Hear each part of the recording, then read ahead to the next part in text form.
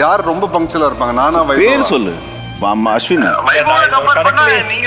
வைபோட compare பண்ணா நான் தான் இல்ல சார். ஆமா கண்டிப்பா. ஓகே. அவங்க இங்க வந்ததே திவ்யாவை உங்ககிட்ட இருந்து பிரிச்சு கூட்டிட்டு போறதுக்காக தான் சொன்னாங்க. அதை நினைக்கிறப்பதான் கஷ்டமா இருக்கு. தெரிஞ்சோ தெரியாமலோ இந்த பிரச்சனைக்கு நானும் ஒரு காரணமாயிட்டேன். என்னாலதான் உங்களுக்கு இந்த நிலைமை.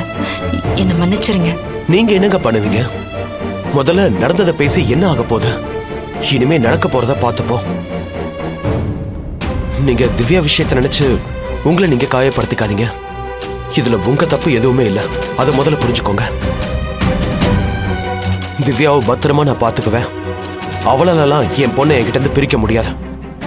என் மகளும் போக மாட்டா. எனக்கு அவ இங்க வந்து உங்களை தொந்தரவு பண்ணதை நினைச்சாதான் மனசுக்கு ரொம்ப சங்கடமா இருக்கு. என் பிரச்சனையில உங்களை தேவையில்லாம இழுத்து விட்டேன்னு மனசுக்கு வருத்தமா இருக்கு. ஐயோ, அப்படியெல்லாம் நினைக்காதீங்க. முதல்ல அவங்க என்ன பேசினதுல எனக்கு எந்த வருத்தமும் இல்லை. உங்களை இப்படி தர்ம சங்கடமான நிலைமையில வச்சுட்டோமேனு தான் எனக்கு வருத்தமா இருக்கு. சரிங்க. இனி அவ வந்தா உடனே எனக்கு கால் பண்ணுங்க. சொல்லாம விட்டுறாதீங்க. நான் வரேங்க.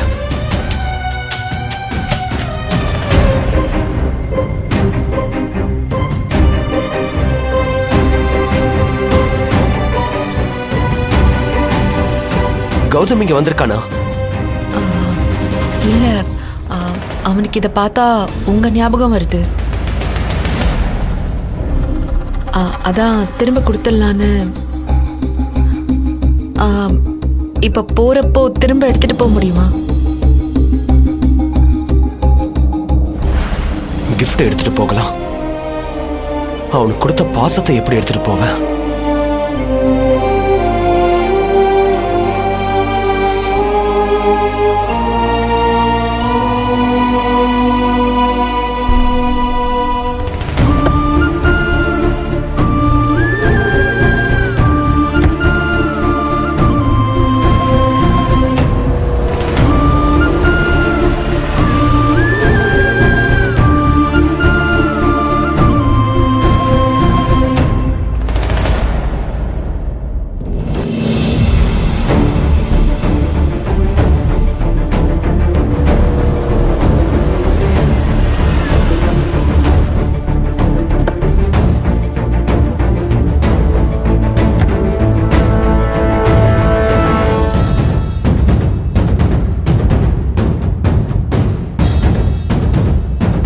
வா பேபிமா, பார்க்க வேண்டியவங்கெல்லாம் பார்த்துட்டு பயத்தை காட்டிட்டு வந்துட்டியா?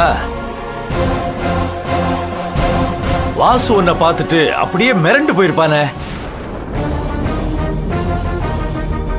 சரி வா உட்காரு, சாப்பிடலாம். உனக்காக நானும் சாப்பிடாம வெயிட் பண்ணிட்டு இருக்கிறேன்.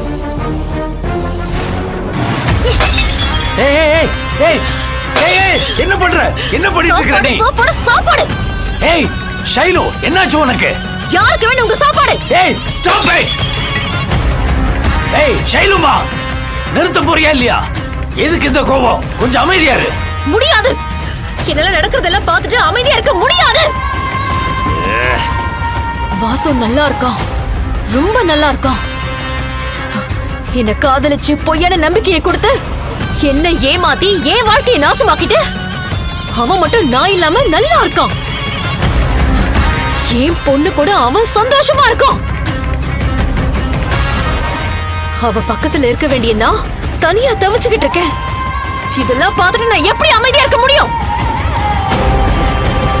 விட மாட்டேன், விடவே மாட்டேன். நான் பட்ட வலியும் வேதனையும் அந்த வாசு அனுபவிக்கணும். அவன் பாசமா வளர்த்த பொண்ண பிரிஞ்சு அவன் கஷ்டப்படணும். அவன் சந்தோஷம் மொத்தமும் நாசமா போகணும். அதுக்கு தான் நானும் முயற்சி பண்ணிட்டு இருக்கிறேன். நீயும் இங்க வந்திருக்கிற. ஒரு நாள் அவன் வீட்டுக்கு போய் அவன் சந்தோஷப்படுறத பார்த்து ஆத்திரப்படுறியே, அத தினம் தினம் பாக்குற எனக்கு எப்படி இருக்கும்? அது மட்டுமே என் கோவம் இல்ல. என்னோட இந்த கோவத்துக்கு காரணமே இந்த வினோதினி தான்.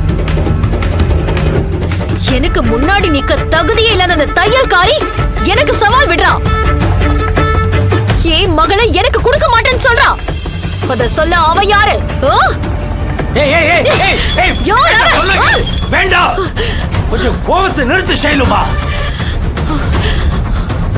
இப்படி ஆத்திரப்பட்டு வீட்டுல இருக்கிற எல்லா பொருளையும் உடைச்சிட்டா உன் மகன் உங்ககிட்ட திருப்பி வந்துருவாளா?